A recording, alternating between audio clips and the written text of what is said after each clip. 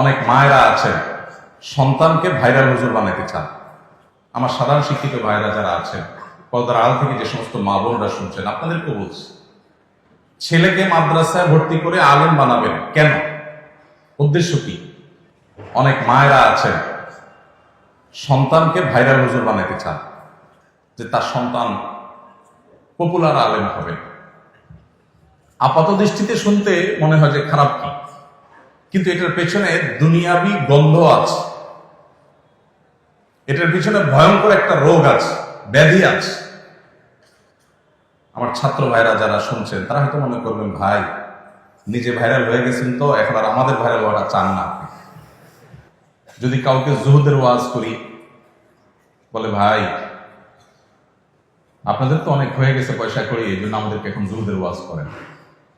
ভাইরা আমার, আল্লাহ রাব্বুল আলামিন আমাদেরকে দ্বীনে ইলম অর্জন করার এই নেয়ামত যাদেরকে দান করেছেন, এই নেয়ামতটা অনেক বড় নেয়ামত।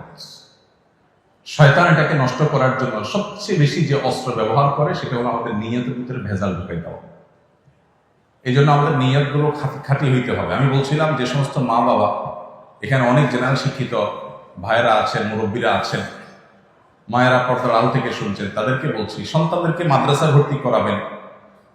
আপনার উদ্দেশ্য হবে যে আপনার সন্তান মাদ্রাসায় কোরআন এবং হাদিস শিখে সে খাঁটি মুসলমান হবে, মুত্তাকি হবে, আল্লাহ ওয়ালা হবে, পরহেজগার হবে, আল্লাহকে চিনতে পারবে, এবং সে যা শিখবে জানবে সেটা দাওয়াত মানুষকে দিবে। মাশহুর হওয়া, প্রসিদ্ধ হওয়া, পপুলার হওয়া, জনপ্রিয় হওয়া, জনপরিচিত হওয়া এটা জরুরি না। আল্লাহ সুবহানাহু ওয়া তাআলা কাউকে দিয়ে যদি মুসলিম মিল্লাতের খেদমত নিতে চান, তার মাশহুর হওয়া জরুরি না। হাজার লাখো অগণিত মাশহুর হওয়া ছাড়া দুনিয়াতে দ্বীনের খেদমত মাশহুরদের চাইতে অনেক বেশি করে গেছেন। আল্লাহর কাছে মাকবুল অনেক বেশি আছে। বিশেষ করে সোশ্যাল মিডিয়ার এই সময়টাতে আমাদের মাদ্রাসার ছাত্র ভাইদেরকে এই কথা বোঝানো বড় কঠিন। আমার যদি সুযোগ থাকতো, একজন একজন করে তালেবে ইলমকে ধরে আমি বোঝাতাম যে আল্লাহর ওয়াস্তে এই জনপরিচিতির যে ব্যাধি, বিশেষ করে এটার খাহেশ, এটার যে স্বপ্ন, এটার যে শখ, এটা ওয়াল্লাহি আমাদের নিয়তগুলোকে ধ্বংস করে দেয়, আমাদের মধ্যে বদনিয়তি ঢুকায় দেয়, আমাদের উদ্দেশ্যের মধ্যে ভেজাল ঢুকায় দেয়, এবং উদ্দেশ্য যখন ভেজাল হয়ে যায়, কর্ম বা আমলও ভেজালযুক্ত হয়ে যায়। এই জন্য আপনাদের প্রতি আমার প্রথম অনুরোধ, যদি আপনারা এই যুগের চ্যালেঞ্জ মোকাবেলার উপযোগী আলেম এবং দায়ী হতে চান, সর্বপ্রথম শর্ত হলো নিয়তকে খালেস হতে হবে।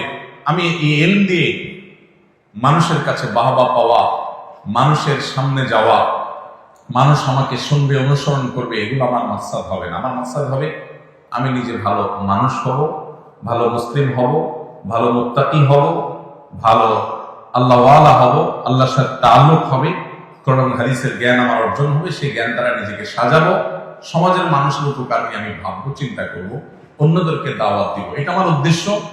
আল্লাহ সুবহানাহু ওয়া তাআলা যদি এই উদ্দেশ্য পূরণের জন্য আমাকে মাশহুর করেন, আলহামদুলিল্লাহ। আল্লাহ যদি গায়রে মাশহুর রেখে আমার খেদমত দিতে চান, তাও আলহামদুলিল্লাহ। আল্লাহ যেটা আমার জন্য কল্যাণ সেটা করেন। আমার উদ্দেশ্য কোনো মাশহুর হওয়া নয়। আল্লাহ তাআলা আমাদেরকে এরকম নিয়তগুলোকে খালিস করার তৌফিক দান করুন। আস-সুন্নাহ ফাউন্ডেশন, উম্মার স্বার্থে সুন্নাহর সাথে।